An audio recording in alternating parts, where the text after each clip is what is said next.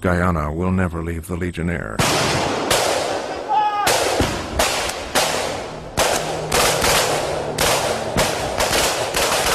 He will get out of the jungle after 3 weeks of an operation.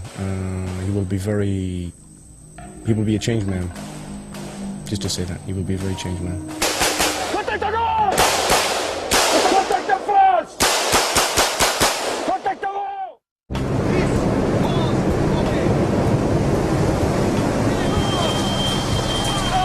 If there's an elite unit of the French Foreign Legion, it's the paratroopers who make up the Airborne's 2nd Regiment.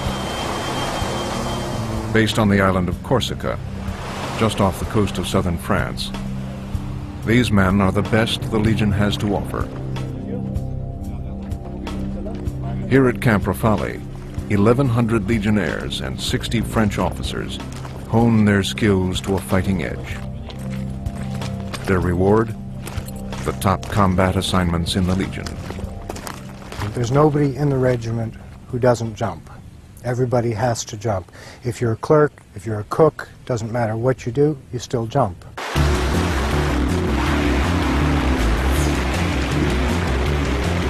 They jump in all kinds of conditions and terrain, even in full gear, at night, far out to sea. Paddy Malone has been at it with the Legion for the past 18 years. Not an easy life. It's not, it's not a pushover thing. We're just soldiers, professional soldiers, trained to do a professional job. The action begins at 15,000 feet, and the training ensures they'll be ready when the real battles come.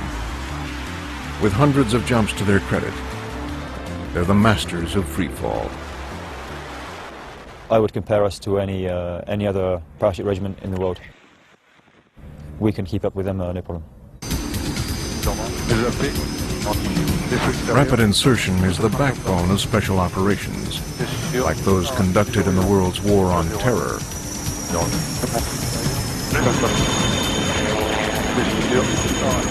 Small commando units made up of 7-man teams race against the clock.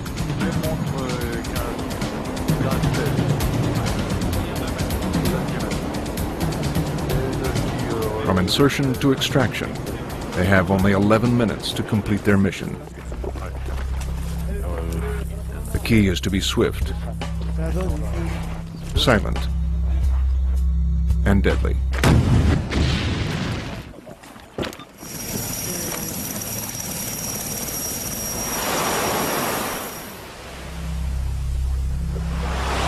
One of our strongest points is we can go in any situation and we always come out, always come out on top.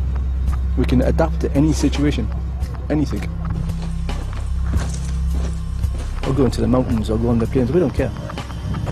Just go in there and get it done, go in there and get the job done, to prove our reputation, to prove that we are what we are and we can do what we do, that we are as good as people say we are. Today's Legionnaire may be technologically superior to his predecessor, but both share a common origin. Inside, the Legionnaires are the same they were 50, 100 years ago. When they joined, they learned to build an armor. Outside, they are really strong men, good warriors, very disciplined. They look impressive.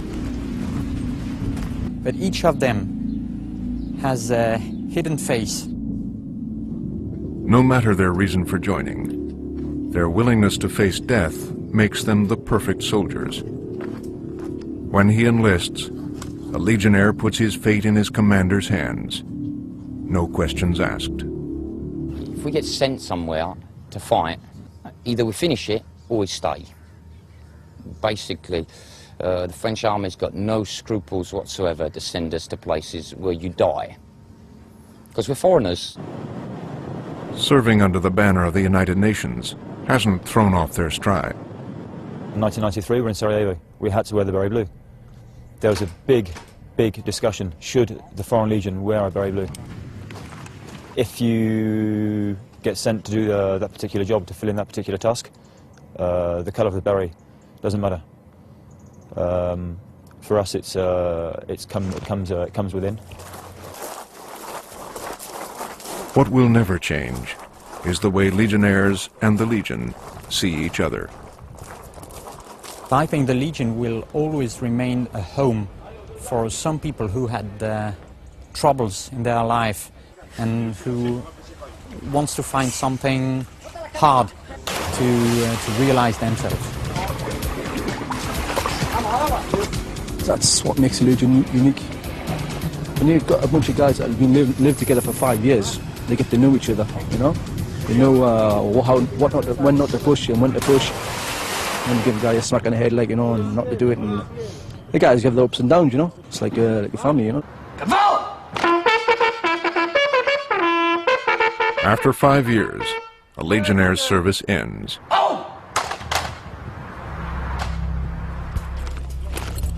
Chances are, he's gone through combat. If so, odds are 1 in 10 he didn't make it out alive. If he survives combat and serves out his contract, he's free to leave. Before he does, he has a choice. Take back his old identity, or keep his Legionnaire name with a new French passport. Thomas Kadish decided to go back to his old self. With his identity restored, he returned home and eventually married. But his years of service in the Legion took their toll. Where you served for 5 years under a different name, suddenly you become, once again, the person you were before you began. Can you go back to your life? Can you go back to who you were when you joined? You're still the same person, but you're not. For those who choose to stay, the Legion can become a home they never leave. And after a lifetime of adventure, they retire to Domaine d'Anjou, a chateau in southern France, where the Legion looks after its own. They owe their allegiance not to a king, not to a constitution, not to the organization. Hey! Whoa! They are probably the ultimate builders, the penultimate builders of this thing called unit cohesion. At the end of Operation Desert Storm, the Legion awarded U.S. General Norman Schwarzkopf one of its highest honors. When they made me a member of the Legion, they gave me a card with a telephone number on it. Said, if you are anywhere in the world and you get in trouble, call this number and we will come to your aid. 100%! Consommation 100%! Revered by many, condemned by others, the French Foreign Legion is unlike any other fighting force in the world.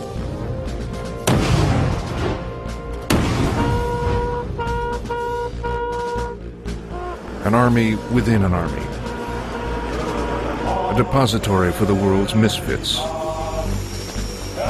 adventurers,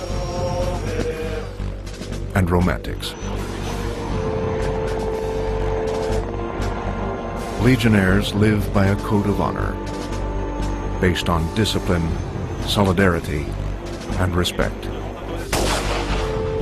They fight for France, but swear allegiance only to each other. They're holdovers from a simpler time.